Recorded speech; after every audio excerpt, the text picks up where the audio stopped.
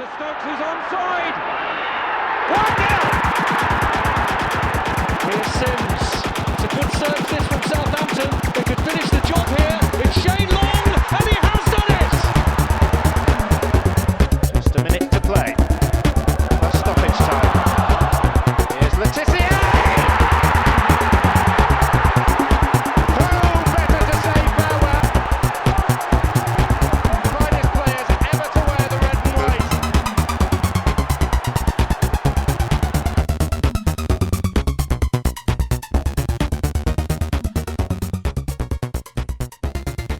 Hello, welcome.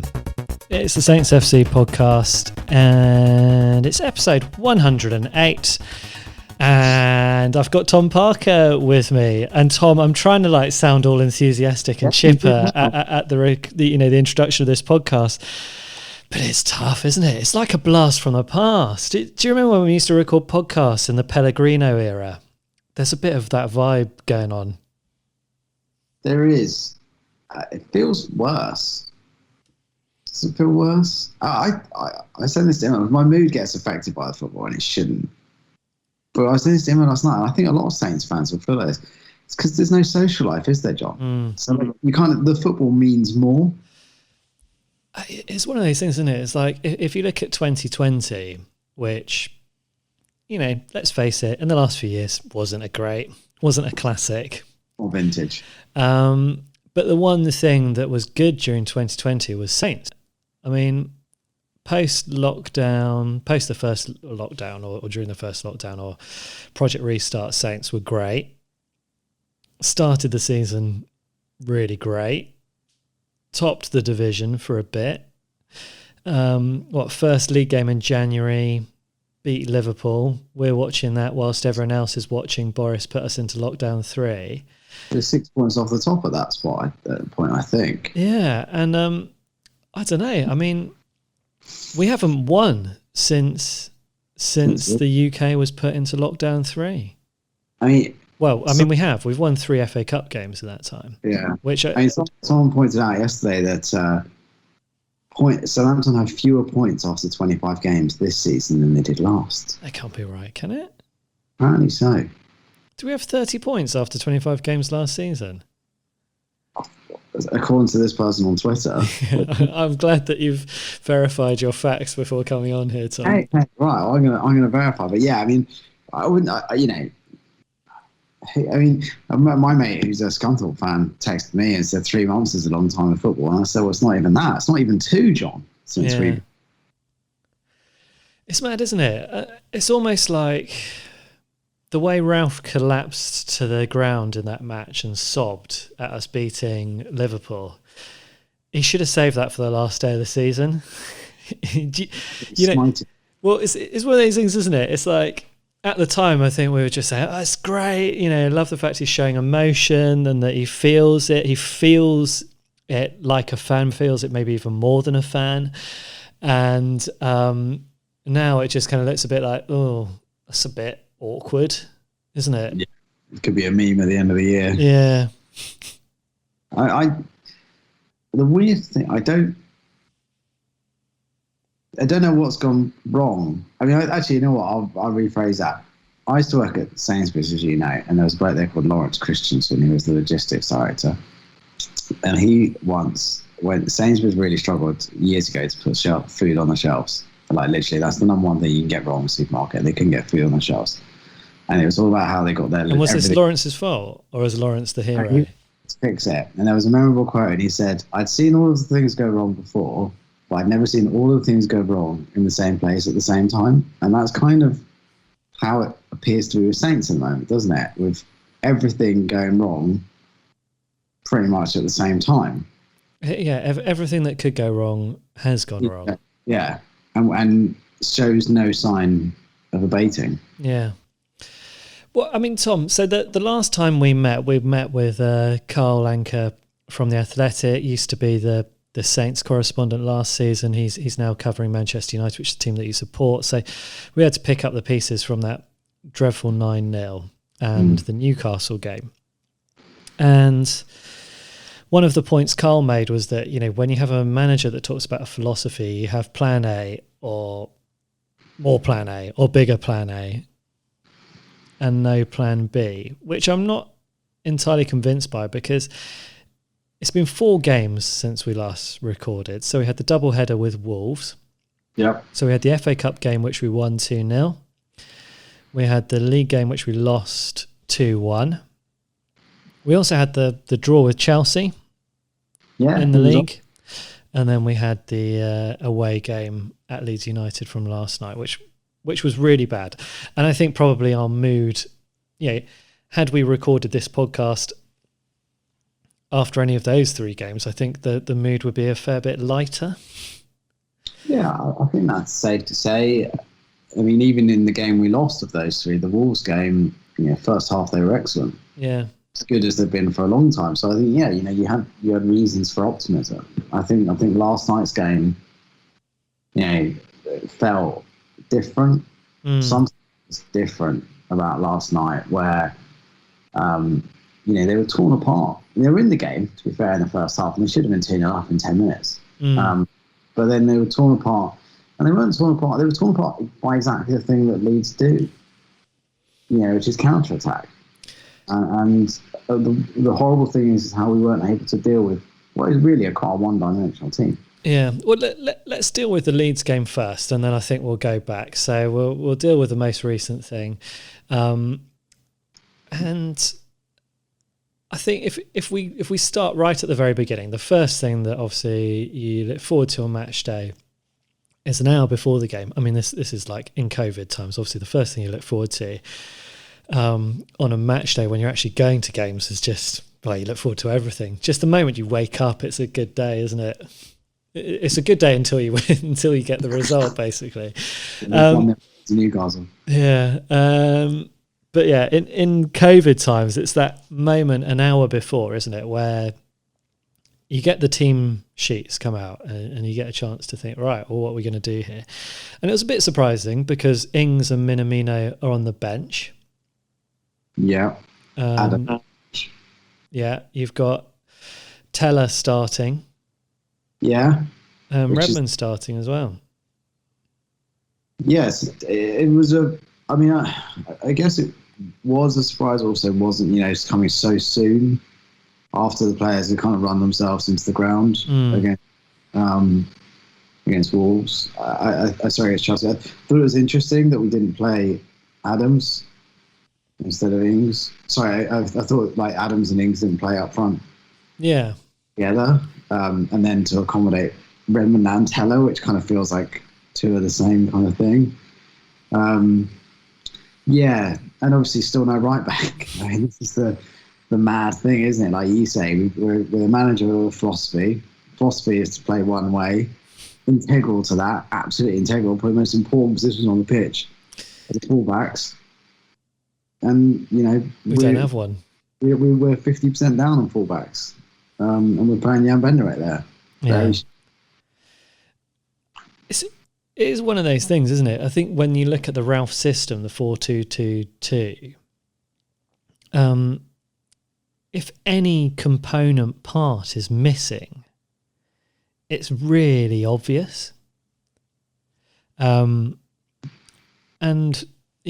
so I think one of the reasons why he's liked Theo Walcott is because he can play any of those front 4 positions, basically. You can put him in. Redmond, similar. Minamino, similar. But the right back has become quite a specialist subject, hasn't it? I mean, the way Kyle Walker-Peters plays right back, there's nobody else in the Saints squad that's anywhere near him, is there? I mean, Jan Valery, he's a better option at right back than Bednarek, isn't he? I mean, this is the thing, isn't it? Do you know what I mean? At least he's a right back. Yeah. We changed. We let Jan Valery go on loan to Birmingham, who are not exactly pulling up trees in the Championship, and who don't, as I understand it from Birmingham fans, play a similar style of football that we do. So it's not like he's going to learn a huge amount there. But instead, because we've let Jan Valery go on loan, we then have to reconfigure the entire rest of the team. It seems to be because we don't have a right back. And even when we do have right back, Kane Ramsey, he obviously is just not rated. He doesn't feel he can do the job. So we have to then, this entire system, which is built into this club and ingrained into this club, and if you cut this club in half and you read what's inside the rings, it'll say this system, it suddenly goes out the window.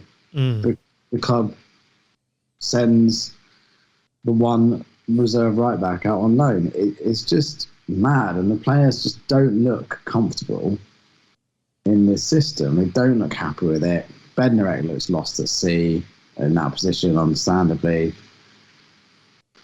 Just doesn't work. I mean, if we touch on, if we're going to look back at all 4 of those games, there's actually more good halves of games from Southampton than there are bad halves, I think, across the 4 matches. 2 good in the FA Cup. Got 2 good ones in the FA Cup. One really good one against Chelsea and an okay one against Chelsea. Really good one in the first half of Wolves against in the league. And then Leeds, I thought we had a good first half on the most part. Yeah, we did, yeah. Which is I mean, I think you're right. I think the horrible thing is the run of games that are coming up. Yeah. Which we'll get to talk about. But I think the worry is that they're in free fall, aren't they? Yeah. And they are like plummeting at a rate that you've just not seen. And then you just don't know. I mean, the next game's Everton away. I watched the Liverpool-Everton game. Everton are really good. And they're full of confidence and they're full of talent. And yeah, Fulham went there and got a result. But Fulham are pretty good at the moment. It just doesn't, it's just not happening for Saints. We've got too many players out of form, too many players injured. And if you went through that starting 11, that started last night, who could you genuinely say is on form? Well, Redmond is, Ward-Prowse, I'd say, is playing really well at the moment, despite the best efforts of everyone around him, and Romeu. I think are probably the only 2 players I would say are actually genuinely playing. Coming out with any sort of credit. Yeah, I mean, I do. I think Teller actually had a good game, but we can't talk about form because he's not really played. Armstrong, actually, maybe Armstrong, Harsh, maybe those 3. But you wouldn't say, I think McCarthy's unfortunate. He's conceding a lot of goals. I actually don't think many of them are his fault. I don't think he's covering himself in glory, though, is he, Alex McCarthy, at the moment? Well, his job's to stop goals. I mean, he's had a lot of goals scored against him recently, hasn't he? And what I don't understand is Gunn got dropped, didn't he, after Leicester. He let in a lot of goals.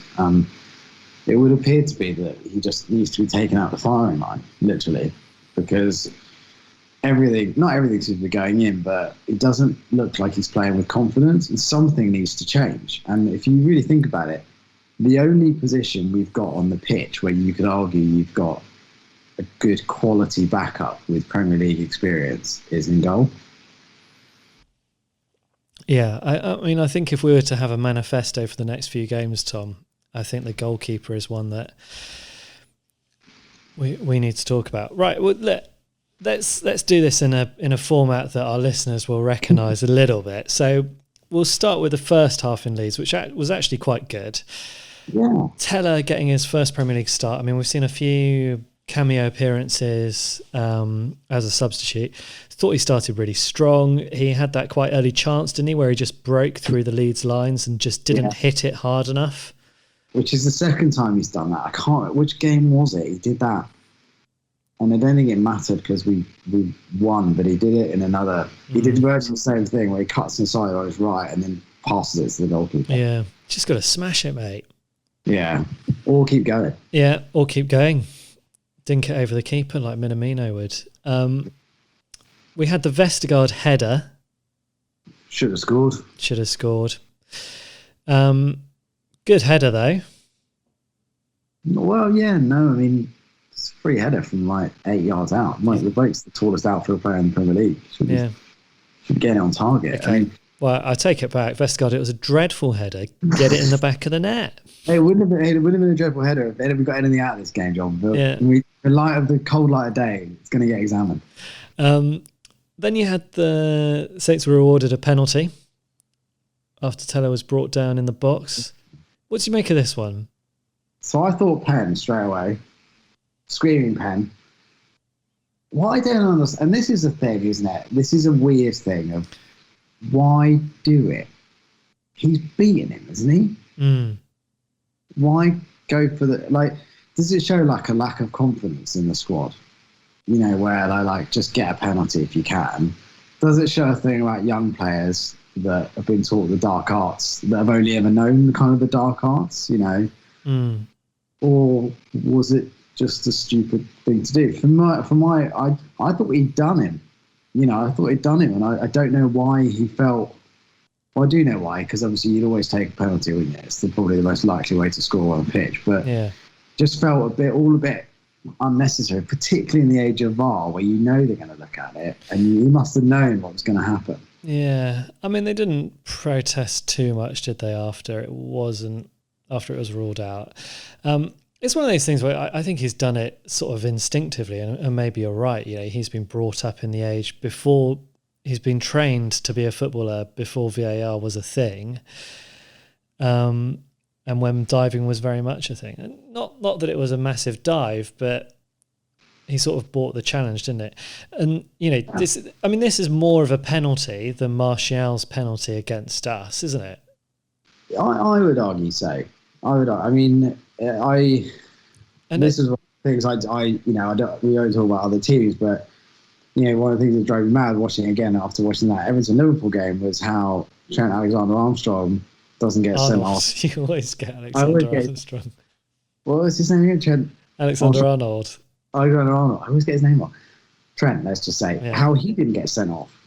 You know, for arguably a more malicious challenge on Calvert-Lewin. And yeah, I think he played for it. I also maybe think he thought the guy was going to foul him. So he kind of was like, I'll just make sure. And then the guy didn't. Yeah. Like, who knows? We can guess for hours. But it really, you know, kind of like, it's not going for Saints, is it? No. I mean, we'll get that decision against us every day, but yeah, we won't get it for us. We'll talk about the Chelsea game as well. Yeah.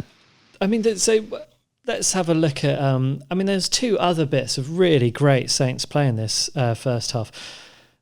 Okay, so this one didn't come from a good bit of Saints play, but obviously Leeds had an amazing counter-attack, I think, from a Saints corner. Romeo has basically done the greatest tackle in Premier League history. I mean, I'm just going to throw that out there. No, it was. And what was brilliant about it as well, Rafinha did exactly the thing that Rafinha should have done to stop that tackle, which is run, you know, bisect the run of Romeo, which I imagine is what they're taught at football at school, isn't it? Like, do that because it wipes out. Danny Ings is very good at that, you know. Brilliant. Last ditch, you know, probably one of the only players to come out of anything with any credit. I think the shame here is, you know, like when you have a tackle like that, that tackle would have fit him really well in the. Do you remember when Saints beat Leeds at Elland Road in the season we got promoted? Yeah. And we just got battered and beat them 1-0. Kelvin Davis made like 1,000 saves. Yeah. That tackle belongs in a winning team's performance, doesn't it? You know, you do that tackle for what? For that second half performance that comes. But anyway, before we get on to the second half, Adams' goal. Yeah, I mean, again, like we talk about not getting the luck from refs, but I mean, I'm not a scholar of the laws of the game, but I thought you're allowed to take free kicks kind of that aren't shoot, you know, just I thought generally most people are allowed to take free kicks quickly. Yeah, I mean, I think it's unless the referee has specifically said you've got to wait for my whistle, you're allowed to take an early free kick. But then the mad thing about this is he puts the whistle in his mouth to blow it at exactly the same time that we take the free kick early. He makes two mistakes, doesn't he? Is that what they're saying? So he's made the mistake of thinking that he has to blow for Saints to take the free kick, which isn't the case. Yeah. John, you and I were at Arsenal, weren't we, last season? And right in front of us, Ryan Bertrand put the ball through for Danny Ings to score, and the referee didn't blow the whistle then. No, and everyone said what a marvellous, really clever bit of play. Improvisation it was. And Saints.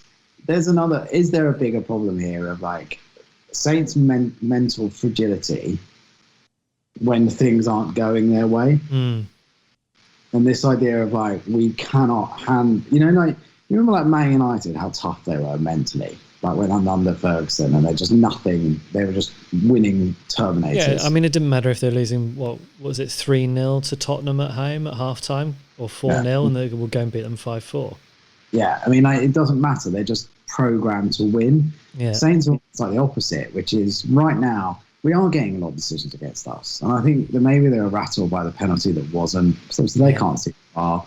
Maybe they're rattled by the Adams thing, and mentally, then there's two ways you can go. I imagine there. One is like that kind of Mourinho mentality of like everyone hates us, we don't care, like form of like it doesn't matter, or you do what Saints do, which is just four pieces.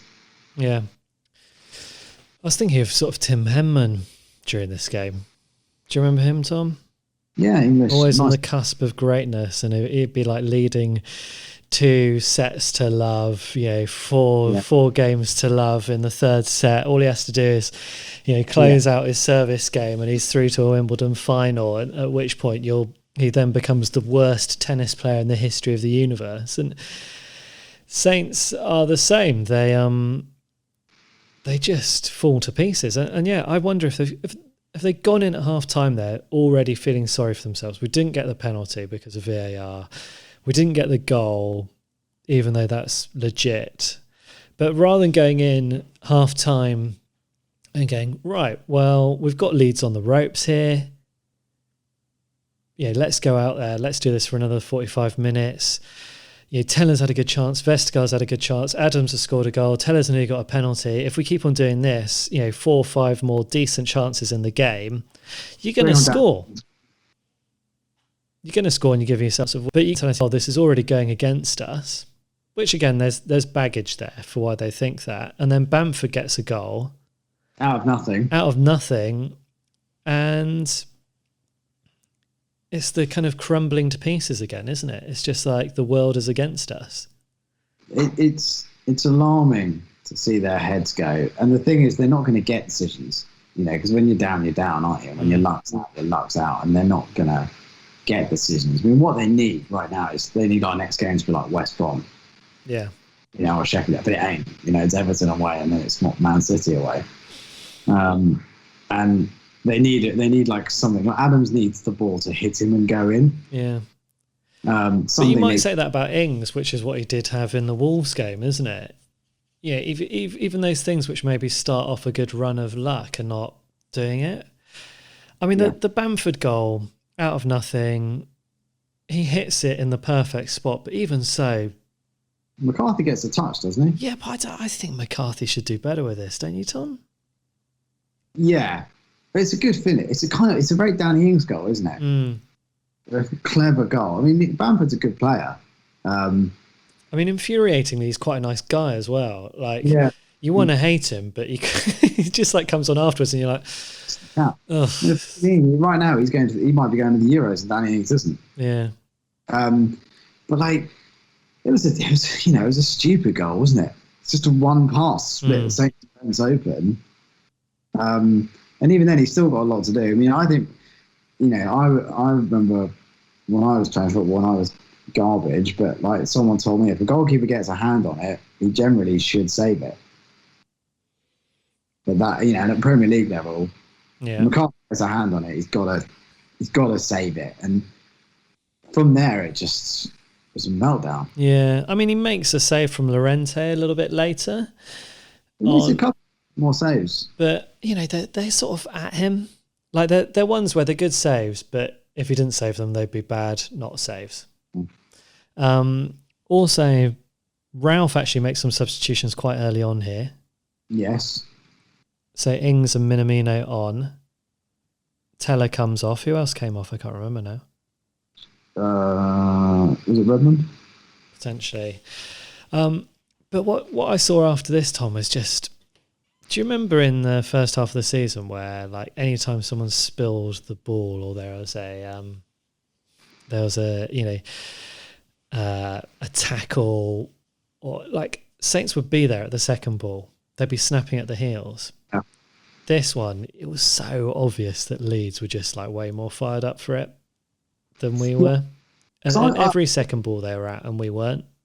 Well, I was moaning because I was like, the second ball is just not dropping for us. But then the second ball doesn't drop you. You got to go and win it, haven't you? Yeah. You got to go and fight for it and be aggressive and go and win the ball. And for whatever reason, I thought Ward-Prowse had a really good game. Actually, I really did. I thought he was probably, him and Romeo, probably the only two players to emerge with any credit for Saints. But it's just not happening. And the problem is like everyone in the league is good. Even the crap teams are actually can be on their day good. So if they want it more than you, like if they want that game more than you and they want that ball more than you, they're going to get it. And that's the minimum any Saints fan can expect from this group of very wealthy, very talented individuals, is to play with 100% commitment. And I think there are too many players out there not playing with 100% commitment or aren't playing with their heads in the right place. So, like, I think our senior players, I think Bertrand's head's not in the right place. Ings' head is not in the right place. I think they're not there. I don't think McCarthy's head is in the right place. I don't. And is it any, it could be just a coincidence, but since the Bertrand contract talk, since the Ings contract talk, they appear to have lost their way. I just don't know what's gone on. They just not, the players, the senior players are not stepping up. That combined with then the players who come in good, like your Adams, have just lost it, haven't they? Like Adams looks shot. Yeah. Compared to the sort of player we saw earlier this season. And it's like I said earlier, like we've seen all these things before, but we haven't really seen them all, certainly under Ralph, at the same time. No, it's pretty rubbish, isn't it? Yeah. Do we need to talk about Dallas's goal or the free kick from Rafinha? Good free kick. It's a good free kick. Again, though, I'm looking at this and thinking, when you think about that last time we won it, that time I mentioned earlier when we won at Ellen Road 1-0. Yeah. Who scored the goal that day, John? I can't remember. Are you going to tell me, Tom? I'm going to have a look. I imagine it's got a feeling it could be Ricky. Yeah, probably. But, that game was all about Kelvin Davis. We haven't had a goalkeeping performance from any of our keepers, probably, I don't know, since Forster at Arsenal? Yeah, well, you'd go, that was a real... Maybe, you could argue... McCarthy against Man City last season? Yeah. Even them, a lot of them were at it, weren't they? Yeah. Anyway, well, should we go back and cover some of the good bits now? Yeah, go on then, John. So we're going to win the FA Cup, Tom. There is always that. I wondered, has... there was Ricky Lambert, by the way, in that game. Yeah. So I posited this question on Twitter. Has a team ever been top of the league, been relegated, and won the FA Cup in the same season? When did Wigan win the FA Cup and get relegated the season after? No, Wigan won the FA Cup and then got relegated. Did Pompey win the FA Cup and get relegated? No, they got relegated afterwards. Someone said Middlesbrough, perhaps, but I don't think Middlesbrough ever won the cup, did they, with Juninho? Didn't they get... I think they got to the final of both the League Cup and the FA Cup, lost them both and got relegated. So that's a humdinger of a year, isn't it? That is. Yeah. Goodness me, when was that? 97, maybe? Yeah, 90. It would be. I saw Juninho. Yeah, the club managed to reach both the League and FA Cup finals for the first time, but lost out in both. Despite being in the second two, they were runners-up in the League Cup final again the next year. So, yeah. that is quite... That's pretty bad. That's quite impressive, isn't it? Yeah. But we might win the FA. So we're going to talk about Wolves and the FA Cup now. Yeah. Okay. Good. Positivity. So we won this game 2-0. We had many, many chances. Started the game really well. Ings eventually gets the goal, which is that really odd goal where it bounces back off the keeper, in off him. Immediately gets flagged for offside in an era when they're not allowed to flag people for offside again. And VAR checks it and finds out he was onside. Weird goal. But it's exactly the type of goal we need, isn't it? Yeah. Right. Well, it's the sort of goal where you thought like, oh, now we've got that. A really odd goal with VAR going our way. Managed to hold on for the rest of the game. Forster keeps the defence keep a clean sheet. Salisu comes in and has he had a couple of moments, but overall pretty good game. Keeps a clean sheet. Armstrong loved the goal. Armstrong, beautiful goal. And you thought that was probably it, didn't you? Do you think after that we're okay now? We can press on. We've had our luck. And then they did get their mojo back, didn't they, going into the next game? Well, they did. Should we talk about who we've got in the quarterfinals, Tom, quickly before we move on to the league game? Yeah, the Cherries. Not under Thierry Henry. But Jonathan Woodgate. Yeah. Did Jonathan Woodgate score an own goal and get sent off on his Real Madrid debut? So talking about terrible things that happen to footballers. Yeah, but they're sixth, and they'll fancy that when they're against Saints now. Yeah, I think they would. On that, it's at Dean Court. It's not called Dean Court anymore, Tom. Not called Dean Court. Vitality Stadium, isn't it? Stadium, yeah. Sorry to the sponsors of Vitality. Yeah, it's the best tie for Saints, isn't it? Like when you looked at the teams that are in still, Bournemouth are arguably the weakest team in it. And it does have that spice. I know it's not a derby, but it's got a little bit of spice about it. But all of a sudden, I feel less good about it. Yeah, I was really, really looking forward to it after we beat Wolves 2-0. Yeah. Now I just don't want us to mess it up. Is it the 20th of March or the 12th of March? I can't quite remember. Anyway. Who knows, Tom? It's not the 12th because that's Mother's Day, I think.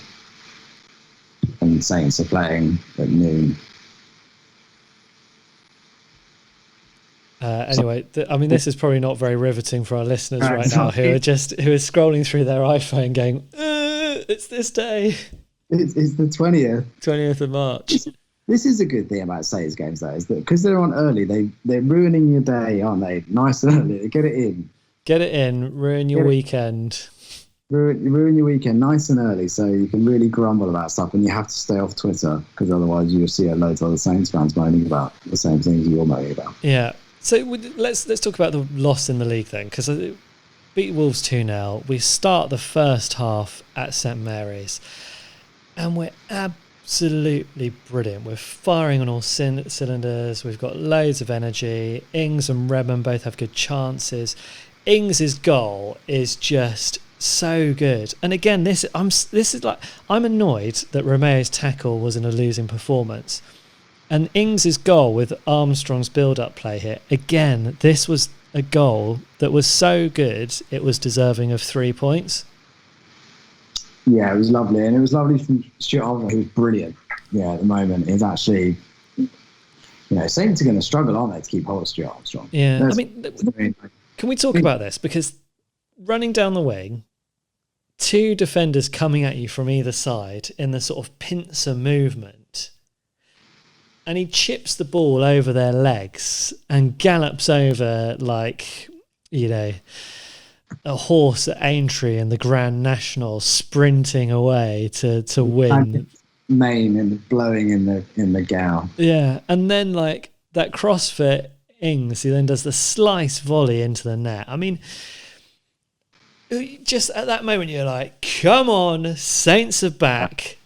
Everyone else can go away because this is it. We're here, we're back. We're in the quarterfinals of the FA Cup. We're going to win in the league again. We're playing brilliantly. Armstrong on his wrong foot crossing that ball as well. Yeah. There's three brilliant things about that goal. Armstrong's run and cross. The block by Redmond is like a real chef's kiss moment as well. And then the volley, which is great because Danny Ings doesn't break stride. Yeah. He does volley. On your right, you think we're back. This is it now. You know, like, got their mojo back. They've got their confidence back. And they played really well that first half. But, one goal is not enough to win games in this league, not for Southampton. No, it's not. And it only takes one thing wrong for the cracks to start appearing. And the Bertrand penalty, the handball, this is another one where I think Saints can probably feel aggrieved. Well, they can't until the handball by the Wolves player. Yeah. You would think that, Bertrand gets that ball blasted at him. Like, I don't know if you can even calculate the speed of a ball moving over such a short distance, but what must it be going? Like 60 miles an hour? Like 3 yards or something? 3 yards away, 2 yards away? And his arm is up, but he's not moving his arm towards the ball. He's moving his arm away from the ball. It's blasted at point blank range. It's a penalty, I guess, because it's a penalty, but it does seem like a mad rule, doesn't it? Well, this is the thing with the handball rule. Surely it's the most obvious thing to do is just say, if it hits the hand in the box, it's a handball, and that's that. There's certainly no intention. So they used to say, well, that handball wasn't intentional, and there's no way that he gets a ball and had it behind his body. And it was just quite unfortunate that it struck it. So it's definitely not intentional. So then I guess you just assume, well, they've just decided that the rule is it's hit his hand and it's sort of changed direction or whatever. It's changed the outcome of the play, so therefore it's a penalty. And you accept that as long as the Dendoncker one, where he's handled the ball with his arm away from the body, again, probably not intentional, but it has changed the direction of the ball. Yeah, and that ball, and not only that, John, that ball that Dendoncker has travelled. Yeah. It's travelled through the air. He's been able to see where the flight of the ball, which is not something you can say about Bertrand. Bertrand is an involuntary reaction. If anything, Bertrand does the right thing. Exactly like I say, he tries to get his hand out of the way. Like, Dendoncker, how they can watch that ball be crossed in, I think Dendoncker's got Vestergaard behind him. So if he doesn't handball, he's got someone behind him, it goes through. His arm's in an unnatural position because he's kind of in like a crab position, and it doesn't get given. And there's not a conspiracy. Like, Saints fans have got this thing, there's a conspiracy against us. There isn't a conspiracy. What there is there is never a conspiracy in life. There is instead cock up, and there is a net, and that's what it is. Is there never a conspiracy in life, though, Tom? What about Bruce Grobbelaar? Yeah, well, that's different. That's a criminal conspiracy. What I mean is, like, this idea that the FA has a cabal of, like, people, and they decide Southampton on the naughty list, and all the referees agree and won't give any decisions. I think it's just that the officials are paralysed at the moment, and then VAR's role is just wildly inconsistent, isn't it? Because VAR's role, you would think on Dendoncker, is to say that's a handball, but they've complicated it by making this thing about a clear and obvious error, which doesn't make any sense. If VAR is such a binary thing, which it would appear to be, and it's certainly binary on offsides, as we know, why is it not binary on everything else? Like, I was listening to, there's an author I really like called Michael Lewis who wrote Moneyball, and he's got another podcast. Sorry, John. It's all right. People are allowed to listen to other podcasts. Yeah, and it's all about why people feel they're being cheated by referees in life. And he talks about the NBA. And the NBA have real time. They have a centre in New Jersey where they're watching games. They have all the professional referees, and they're giving live feedback to the referees. And the referees basically twirl their fingers in the air if they need the support of the video ref, and the video ref will analyse it. Now, what I don't understand is the Dendoncker thing. I can understand the Bertrand penalty being given. We hate it, but I can understand it. Why? And also, what's most maddening about it, if they're so confident in their decision-making process and they're so sure of it, why does Mike Riley or someone not come out after the game and say, okay, well, yes, absolutely, Ryan Bertrand's penalty is because of X, Y, Z. The reason why the Dendoncker decision wasn't given is because. And instead you don't get that. And that just makes everyone go mad. Yeah.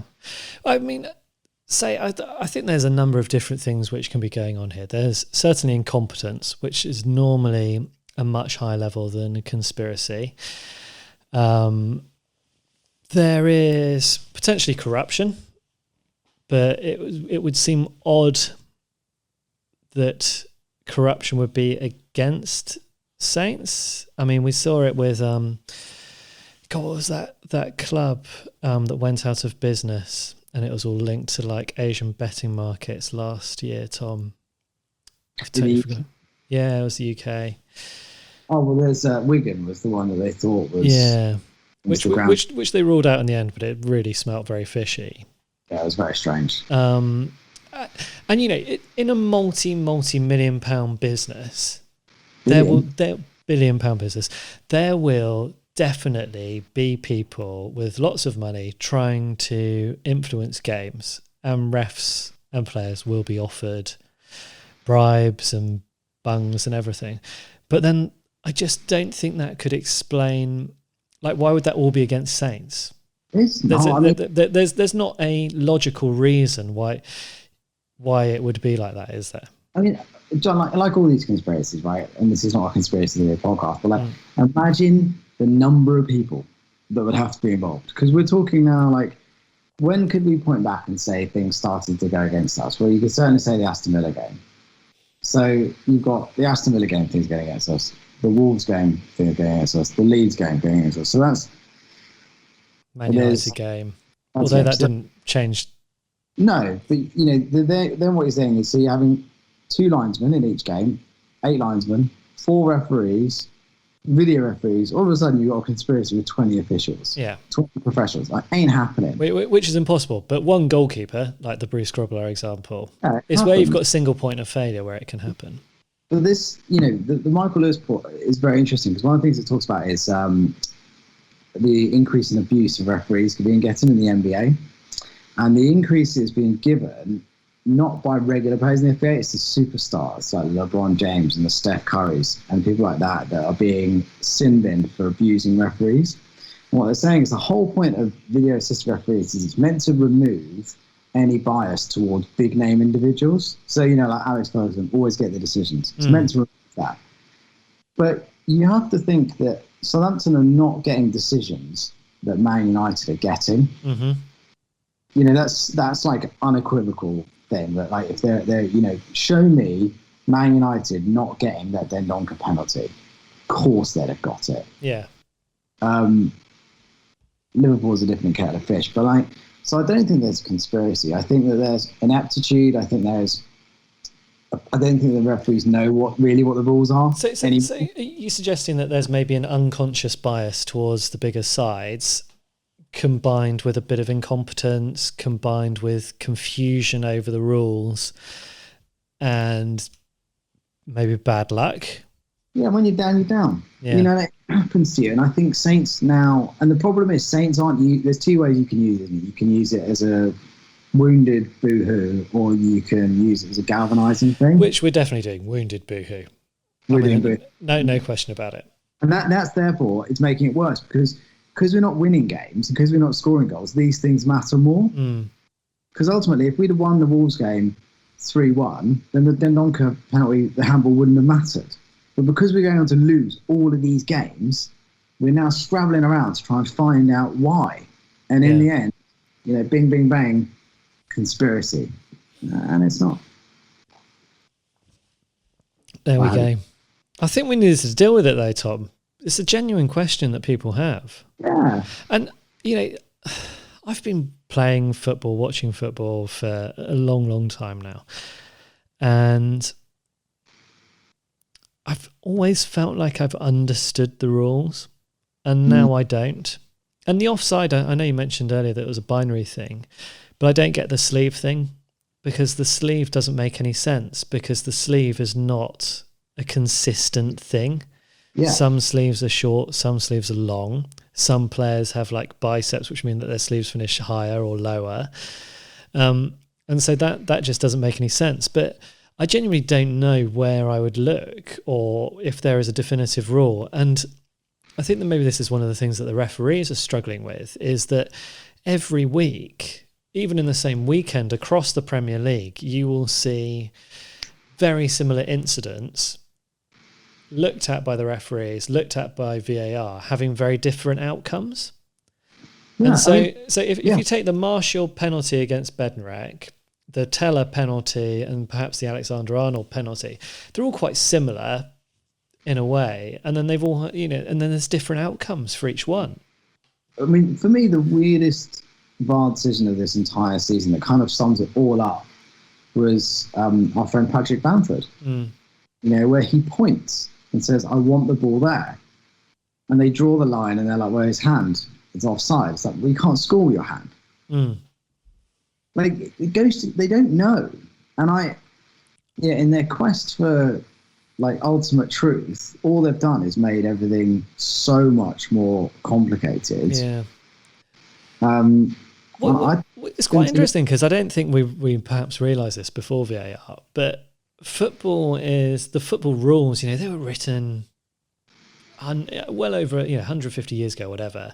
They've been changed a lot over that period of time, but there's a lot of grey areas, and a lot of the controversy happened in the grey areas. But then the fact that you couldn't go back and check it out meant that it was just like, well, it's one of those ones which could go either way, and the people could accept that, and you could accept an offside that was close, could go either way. But now it's supposed to be a binary decision. You're seeking the truth, but the truth isn't there, because it's not. There's nothing in football that is binary. The only thing in football that is binary has the ball cross the line, which they managed to get wrong last season. And Aston Villa are in the Premier League and doing quite well in the Premier League this season as a result. Yeah, I mean, I do think I wonder if in the application of VAR they've unleashed a monster that they now can't put back in the box. And unless all of the leagues in Europe agree to go back to no VAR, then we can't be an outlier, because we can't have our teams playing in Europe. But we do need some training on it, and some sort of like final decisions on the rules that are published. Did you see this video with the Australian referee doing the VAR? They say to him, I could deal with that. They can't do it in England, can they? Because of the swearing of the players. I tell you what, dish out a yellow card and a red card for some swearing, and they won't do it anymore. Yeah, because they'll be told by the manager not to swear. I do think that with VAR, with Saints, some of the decisions are just really hard to get and to understand. And I think, like, when you look at the Danny Ings one against Villa, and that last thing of, like, no one thinks that's offside. No one. It's like no one who's ever played football or loves football or has anything to do with football as a pleasurable sport experience would say that's offside. It's completely arbitrary. And the other thing that drives me even more mad is they're doing it with like really old equipment. So they're not even. It's not really like frame by frame. It's frame by frame, but it's not even like not like a slow-mo camera. Yeah, it's not like as fast as it can be, because it's all so. What's it? So they're not using fast frame rate cameras? I don't think they're using as fast a frame rate as you get in, say, tennis or cricket. Or your iPhone. Or your iPhone. Like, so they've done it like in a, like we tend to do in this country. We do something, but we kind of do it in a bit of a crap way. And the ball moves quickly. Like dealing with COVID. Yeah, the ball moves quickly. Players move quickly. And I just don't think anyone knows anymore. Yeah. It all went wrong when we elected Boris Johnson as the officiator of VAR, I think. But it's sucking the fun out, isn't it? Just sucking the enjoyment. It is sucking the fun out of it. It really is. It's what and this is the only conspiracy I do believe in, because it's what the TV people want. Because the TV people, which is the money, want it to be endlessly analysed and endlessly spoken about and endlessly written about and endlessly tweeted about. And VAR gives you that. Because ultimately they don't care about players in this. They don't care about footballers and the spectators in the ground. They're a distraction. And they don't now not the primary source of revenue for clubs. So they don't care. TV is the primary source of revenue. It's a global sport. You need to make it as controversial and as difficult and as talkable and as shareable as possible. And you know what? All the outrage from VAR feeds that monster. That's the conspiracy. Okay. It's not a conspiracy against Saints. It's a conspiracy against the joy of football and the joy of being a spectating fan. Real life football, yeah. Oh, Tom, I really miss it. Do you like sometimes sit there and just dream of like Saints scoring a goal, falling over the chair in the away stand in front of you, being hugged by a stranger to the point that you're winded, getting into a pub where it's so busy that you can't make it to the bar, and there's just a febrile atmosphere that something could go off at any moment, and everyone's shouting and singing, and it smells bad, and the floor's sticky, and the beer's not great quality. But when we went to Wolves last season, a great day out. I'm never going to probably go to Wolverhampton for anything in my life. But I went to Wolverhampton, I got the train up by myself like a grown-up, met some Crew Alexandra fans on the train, had a beer with them on the train. We went to that weird pub for the away fan, I mean, what I wouldn't give to like stand at a bar for 20 minutes trying to get served and then somehow try and carry 6 pints with just my 2 hands back to you, my brother, my father-in-law, my dad, Freddie, I miss it so much, Tom. There'll be plenty of opportunities in the Championship next year, John, don't we? Oh, we're not going to do that. We're not talking about relegation yet, are we? Are we, Tom? No, John. No. So, I mean, we've got one more game which we haven't covered yet out of the 4, which was the 1-1 game against Chelsea. This, I thought, was a really good performance. Yeah. This was perfect. There were some moments. Alonso had an early chance, and I think we all went, ooh. But what a goal from Minamino. Yeah, it was possibly the strangest first half of football I've ever seen, because Chelsea had all of the ball. In the end, Rudiger takes a shot from 40 yards, sort of pond skimmer. That's their first shot on target after 28 or however many minutes. But Chelsea have all of the ball. Don't seem to really be able to do anything with it. Saints cannot get out of their half. And then you sort of see this nice give and go between Romeo and Redmond, and you think, well, nothing's going to happen here. And then you realise that Chelsea have left a gap the size of the Channel Tunnel through their central defenders. Which, by the way, nicely done from Moussa Djenepo, who spins off and takes one of the centre-backs with him.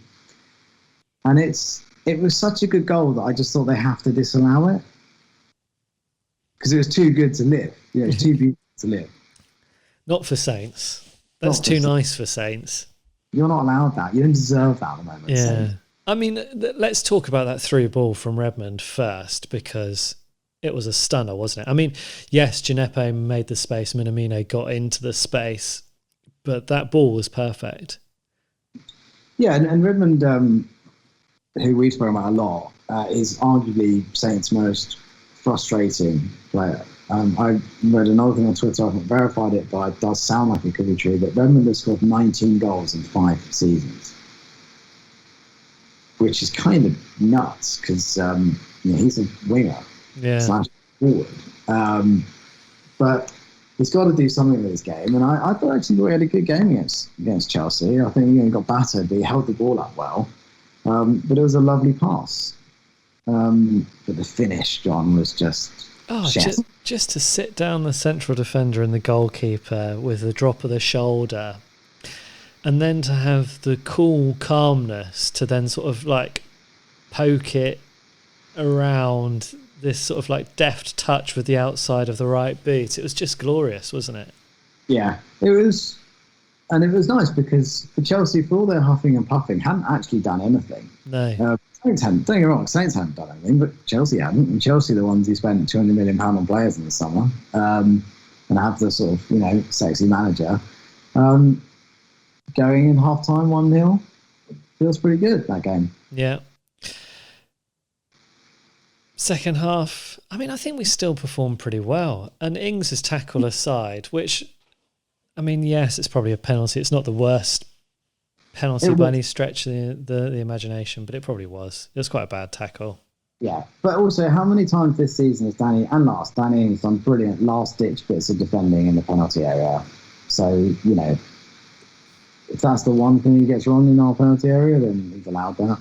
Yeah. So Saints kind of paid the price for not being able to get hold of Mason Mount. Yeah. He is. I know he's escaped, but what a player. Yeah, let's not talk about that. Should we talk about Vestergaard hitting the bar? With almost like a sort of carbon copy stooped header. Yeah. The goal scored against the goal he scored at Stamford Bridge. It was a stooped header, but looping high, wasn't it? Looping high. If it had gone in, it wouldn't have felt undeserved for us to win. It would have felt a bit like a smash and grab, but it wouldn't have been undeserved. No. And I think if you take away the penalty, the XG was basically even between the two sides, which is pretty amazing considering the amount of possession that Chelsea had. But, when we were talking about, I mentioned earlier that I don't think Carl was 100% right about Saints just having plan A and then plan A squared, because I think the way we played against Chelsea does demonstrate a slightly different approach to a game. And I think the way we played against Liverpool when we beat them, we used a different approach to how we would normally approach it. Because I think we were a bit more cautious and we did get more men behind the ball in the Chelsea game than we did in the Leeds game or the Wolves game. Well, I think as well in the Chelsea game, you have players who played really well, I thought. The standout player for me was Musa. I thought he was just amazing. Oh, yeah. And again, if we're going to, if we are going to go down this idea of conspiracy and stuff not going Saints' way, then it does strike. Like, I thought the Kante and the Werner, I thought they were fouls on Musa. Like, I don't understand. Like, Kante's one. Like, when I watched it in real time, I thought it's a foul. And if it's a foul, it's a red, because he's not in control of the ball. Like, he's lost the ball. His foot's raised. He studs him in the ankle. And I'm like, and then Werner does the same thing on Musa, and I just don't get it. Like, I don't get how that's not at least a yellow. And I don't get, like, Bertrand gets sent off against Leicester. Again, may not speak his name. After Leicester have scored, so it's like double punishment for a similar challenge. And I don't get, and, I was at the Newcastle game, and Moussa Djenepo did virtually the same thing and got sent off for it after 26 minutes, changing that game completely. I just don't get it. Like, how do they not look at it and go, is at that point dangerous, out of control, whether or not it's intentional or not. He's like Jankovic. He wasn't intending to blast McTominay in the thigh, was he? But I don't understand how they can look at it and think, Kante's still in control. It's massively. It's because Kante's a nice guy, isn't it? He's well liked. Not that kind of guy, but maybe he is. And. Well, maybe he's not, but he's made a mistake and he should be sent off. Yeah, and Werner, it's the same thing. And what I don't understand is how they can look at it and say, there's no case to answer that. Very strange. And I think as well, but even weirder, John, than all of that, the weirdest one of the lot is the best bit of skill from Mr. Jeffo is where he beats three men. Well, he does that sort of pirouette, doesn't he? Pirouette out three men. He's running, I think, at Kovacic. And Kovacic, on the break, Saints have got players to the left, they've got players to the right. Kovacic takes him down, no yellow card. So like that doesn't make any sense. It was a professional foul in the sense, to break up the play. Exactly what we saw Vestergaard, I think, get booked for last night against Leeds. And we saw Musa got booked for it against Leeds last night. Took someone out because it's better than conceding a chance. Like, I don't, again, it's not a conspiracy, but like, what is it? The problem is if it's not a conspiracy, it's ineptitude. So you choose FA, PGMOL, whoever it is that is in charge of referees. You choose which one you prefer. I think bias exists, whether it's conscious or unconscious. It definitely exists. It does exist. It does. Of course, it does. And you can't. I think if that had been Musa Djepo going over the top and hitting Timo Werner, I think he would have been. The problem is if he's going to be a yellow card, it has to be a red. Yeah.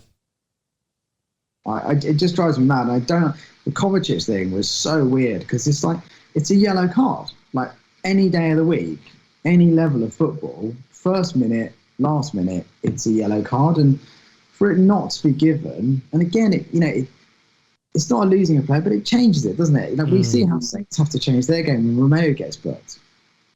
I just don't get it, and we're just not getting these decisions. Dear Football Association. Yes, sir. They'll write back and say it's not us, it's Premier League or whatever it is. Yeah. The Premier League will write back and say, don't blame us. The FA make the rules. But why don't St. John's? How are they getting worse? Yeah. Or it's just everything overanalyzed? I really don't know, Tom. It blows my mind. It really does.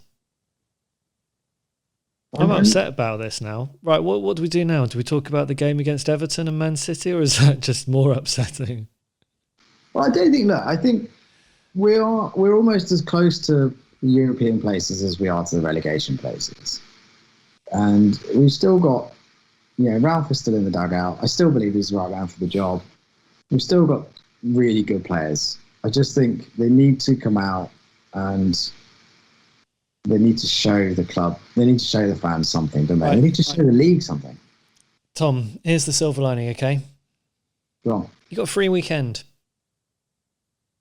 You don't have to worry about football this weekend. Saturday, no Saints game. Sunday, no Saints game. You can just go out there, enjoy it, go for a walk with the wife and the kids. Yeah. Just don't worry about it. And instead, Saints can ruin your Monday night. That's it. Yeah. That's all they can do. They can't ruin your Saturday or your Sunday this weekend. Mondays are pretty shabby anyway. It is. But that I'm not as doom and gloom as some of the fans. I think, but I do think the players need to do something. But the players almost need to step in here and do it because they're the only ones who can do this. Yeah, and I think it's probably our listeners. There'll be some listeners who'll be annoyed that we haven't talked about this just yet. But is it time for Ralph to leave? Well, in any big football clubs should start thinking about themselves like businesses, and like a football club like Southampton, with the turnover it has, would probably be a FTSE 100 business or certainly a FTSE 250 business. The manager is arguably the most important person at the club. Would a FTSE 100 or FTSE 250 business allow their chief executive to leave if they didn't have a succession plan in place? Of course, most of them would say, no way, that's mad. Saints, who are they going to get? Like, realistically, who do they think they're going to get that's better than Ralph? And I don't think they will. And I think, what do? You end up bringing in like an Allardyce or a Hughes, or God forsaken like Pardew, and we've been through two of those three. And I don't think it is, but I think what there is, I think Saints are, for all their talk, quite a badly managed organisation. And I think not being able to lock down Ings on a contract has had consequences. I think not being able to lock down Bertrand on a contract has had consequences. I think letting out our two junior fullbacks is really bad management of an organisation, of a football club. I think it screams of not forward planning, and I don't understand it. I mean, these aren't office workers that you can rely to come into the office, 285 days a year out of 300. These are athletes playing the most compressed season they've ever had at a faster pace than ever before with little preparation. Of course they're going to get injured more.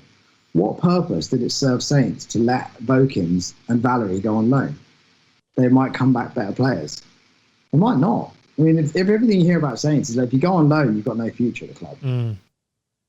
That's what we hear. And if they've got no future at the club, well, you might as well just hold on to them anyway for the rest of the season, because if they can do a half-decent 45 minutes or 90 minutes when they're needed, then that's more useful than them going away and not being part of the future, isn't it? Yeah, you bin them off at your leisure rather than someone else's. My theory about Saints is that we are so bad at believing our own hype.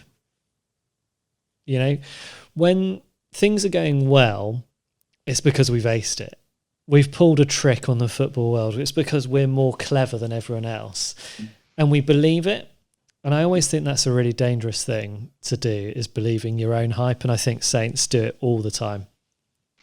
Yeah, and I think this isn't the first time we've done this. I think in the first season of Ralph, I don't know if you remember, but after that game against, I think it was his first season, after the Bournemouth game, we drew, and they did a lap of honour on the pitch and did the raise and running up and down all arms length. There was still 5 games to go.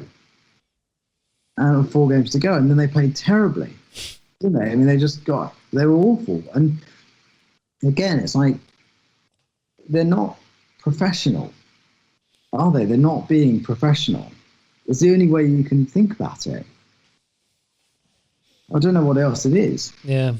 So anyway, well, there's a lot for us to ponder there, Tom, and hopefully. I think basically what we need is 2 decent halves together and not a whole load of luck that stinks. Yeah, we also need to stop relying on someone else to save us. Yeah. We need to stop relying on VAR to go our way, and we just need to do what we should have done against Leeds. Be 2-0 up in 10 minutes, and that's the end of it. Game's over. Yeah. Well, it wouldn't be for Saints, though, would it? Wouldn't be for Saints. But games should be over at that point. Instead, we're not doing that, and then we're reliant on the Angels, and the Angels aren't listening to us at the moment. Yeah. Okay. So Everton, beware, we're going to be 4-0 up at half time. Then they'll win 5-4.